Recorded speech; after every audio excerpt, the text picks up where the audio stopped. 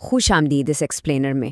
آج ہم William Shakespeare کے ایک ایسے کلاسک پر بات کرنے والے ہیں جو بظاہر تھوڑا مشکل لگتا ہے، لیکن ہم اسے ایک نہایت آسان اور دلچسپ کہانی میں بدل دیں گے۔ میکبیتھ صرف ایک پرانی کہانی نہیں ہے، بلکہ یہ طاقت کی ہوس اور دھوکے کا ایک ایسا شاہکار ہے جو ہمیشہ سوچنے پر مجبور کر دیتا ہے کہ اندھی خواہش انسان کو کہاں لے جاتی ہے۔ آئیے سیدھا 11ویں صدی کے اسکاٹ لینڈ چلتے ہیں۔ تھیٹر کی دنیا میں اس کہانی کو ایک خاص نام سے پکارا جاتا ہے، دی اسکاٹش پلے۔ ایسا اس لیے کیونکہ اداکاروں کا ماننا ہے کہ اس کا اصل نام لینا بدقسمتی لاتا ہے۔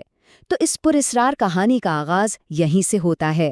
اس پیچیدہ کہانی کو آسانی سے سمجھنے کے لیے ہم اسے 5 حصوں یا ابواب میں تقسیم کریں گے۔ پہلا، چڑیلوں کی پیشین گوئی۔ دوسرا، قتل اور تاج۔ تیسرا، وہم اور بھوت۔ چوتھا، دوسری پیشین گوئی۔ اور آخری، ایک المناک انجام۔ تو شروع کرتے ہیں پہلے باب سے، یعنی چڑیلوں کی پیشین گوئی۔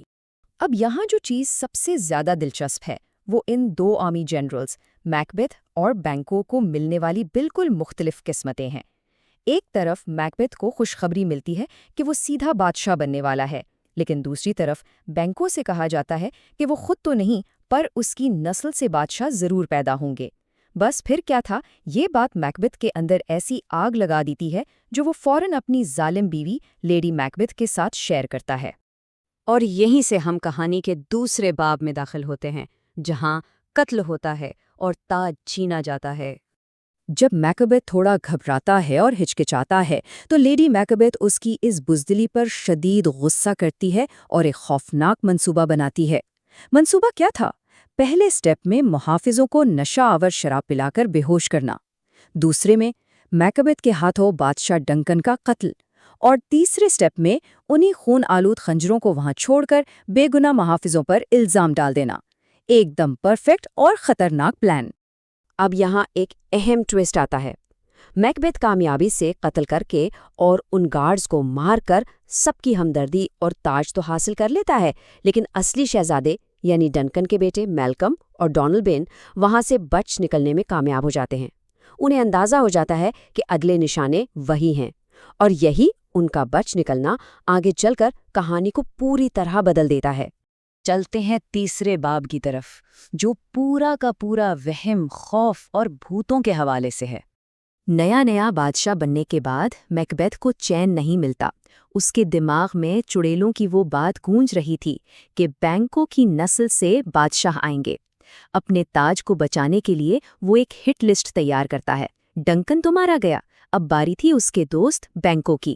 بینکو کو مروا دیا جاتا ہے، حالانکہ اس کا بیٹا فلنس بچ نکلتا ہے۔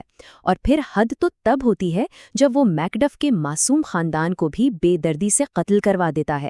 لاشوں کے ڈھیر لگنے لگتے ہیں۔ لیکن اس سب کا اثر کیا ہوتا ہے؟ ایک بہت ہی شاندار شاہی دعوت چل رہی ہوتی ہے، اور وہاں اچانک احساس جرم میں ڈوبے میکبیتھ کو اپنے مارے گئے دوست بینکو کا بھوت نظر آنے لگتا ہے۔ وہ سب کے سامنے اس قدر ڈر جاتا ہے اور عجیب حرکتیں کرتا ہے کہ اس کی بیوی لیڈی میکبیتھ بھی پریشان ہو جاتی ہے۔ انہیں احساس ہونے لگتا ہے کہ اقتدار تو مل گیا پر سکون چھن چکا ہے۔ اس دماغی کشمکش سے پریشان ہو کر چوتھے باب میں میکبیتھ واپس انہی چڑیلوں کے پاس جاتا ہے۔ اس بار وہ چڑیلیں اسے ایسی باتیں بتاتی ہیں جو بالکل ناممکن لگتی ہیں، جیسے یہ کہنا کہ جب تک آسمان سے تارے نہ ٹوٹیں تو محفوظ ہو۔ انہوں نے کہا کہ میکبیتھ تب تک محفوظ ہے جب تک برنم کا جنگل چل کر اس پر حملہ نہ کرے، اور یہ کہ کوئی بھی شخص جو کسی عورت کے بطن سے پیدا ہوا ہو اسے نہیں مار سکتا۔ یہ سن کر تو ہمارا ظالم بادشاہ بالکل بے فکر ہو گیا، اور اس نے اپنے مخالفین پر اور بھی سختی شروع کر دی۔ لیکن وقت ہمیشہ ایک سا نہیں رہتا۔ آئیے 5ویں اور آخری باب کی طرف چلتے ہیں، ایک المناک انجام۔ یہاں قسمت کا کھیل دیکھیے۔ جو لیڈی میکبیتھ شروع میں ان قتلوں کی ماسٹر مائنڈ تھی اور اپنے شوہر کو تانے دے رہی تھی، اب وہ خود شدید احساس جرم کا شکار ہو چکی ہے۔ اسے نیند میں چلنے کی بیماری لگ جاتی ہے، اور اسے ہر وقت لگتا ہے کہ اس کے ہاتھوں پر خون لگا ہے جو دھل نہیں رہا۔ اس ذہنی اذیت سے تنگ آ کر بالآخر وہ اپنی جان لے لیتی ہے۔ اسے ہی شاید کرما کہتے ہیں۔ اور وہ چڑیلوں کی ناممکن پیشن گوئیاں، وہ الفاظ کا کیا خوبصورت دھوکہ تھیں۔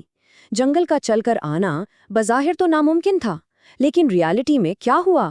میلکم کی فوج نے آگے بڑھتے ہوئے درختوں کی شاخیں کاٹ کر خود کو ان کے پیچھے چھپا لیا۔ دور سے دیکھنے پر بالکل ایسا ہی لگا جیسے پورا برنم کا جنگل قلعے کی طرف مارچ کر رہا ہو۔ اور پھر وہ دوسری پیشن گوئی کہ کوئی عورت سے پیدا ہونے والا شخص اسے نہیں مار سکتا۔ عین جنگ کے دوران میکڈف یہ راز کھولتا ہے کہ اس کی پیدائش عام قدرتی طریقے سے نہیں بلکہ سرجری یعنی سی سیکشن کے ذریعے ہوئی تھی۔ بس یہی وہ آخری لوپ ہول تھا جس نے میکبیتھ کا سارا غرور اور تحفظ مٹی میں ملا دیا۔ میکڈف اسے شکست دیتا ہے اور میلکم آخر کا نیا بادشاہ بننے کے لیے نکل پڑتا ہے۔